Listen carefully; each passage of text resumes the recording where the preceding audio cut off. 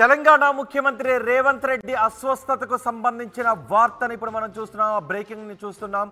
రేవంత్కు జ్వరం వచ్చింది అని, గొంతు నొప్పి వచ్చింది అని, ఆయన స్వల్ప అస్వస్థతకు గురయ్యారు అని పెద్ద ఎత్తున ప్రచారం జరిగింది.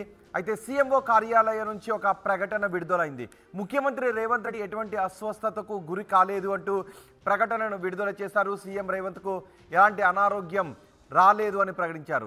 రేవంత్ అనారోగ్యానికి గురయ్యారు అంటూ వచ్చిన వార్తను సీఎంఓ ఖండించింది.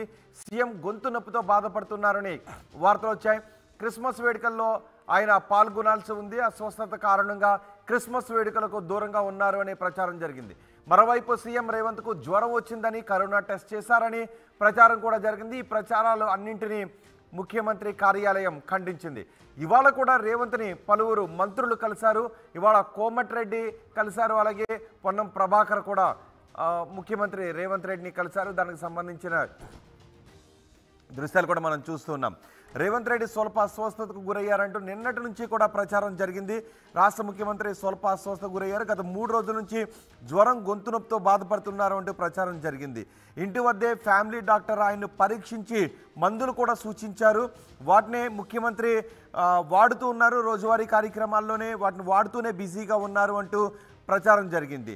అయితే దీన్ని సీఎంఓ కార్యాలయం ఖండించింది. ఆయన ఎటువంటి అస్వస్థతకు గురి కాలేదు, ఆయనకి ఎటువంటి పరీక్షలు జరగలేదు అని. ముఖ్యమంత్రి రేవంత్ రెడ్డికి గొంతు నొప్పి కారణంగా, జ్వరం కారణంగా ఆయనకు కరోనా టెస్టులు చేశారు అంటూ ప్రచారం జరిగింది. అయితే ముఖ్యమంత్రిని ఈరోజు కూడా కలిశారు. రేవంత్ రెడ్డిని పొన్నం ప్రభాకర్ కలిశారు, అలాగే కోమటిరెడ్డి కూడా కలిశారు. రేవంత్ రెడ్డికి ఎటువంటి అనారోగ్యం కలగలేదు, ఆయనకి ఎటువంటి జ్వరం కానీ గొంతు నొప్పి కూడా లేవు అంటూ సీఎంఓ కార్యాలయం ఒక ప్రకటన విడుదల చేసింది.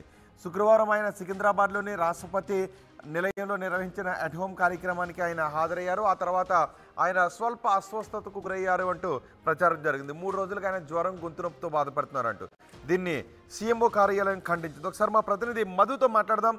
మధు, ముఖ్యమంత్రి రేవంత్ రెడ్డికి ఎటువంటి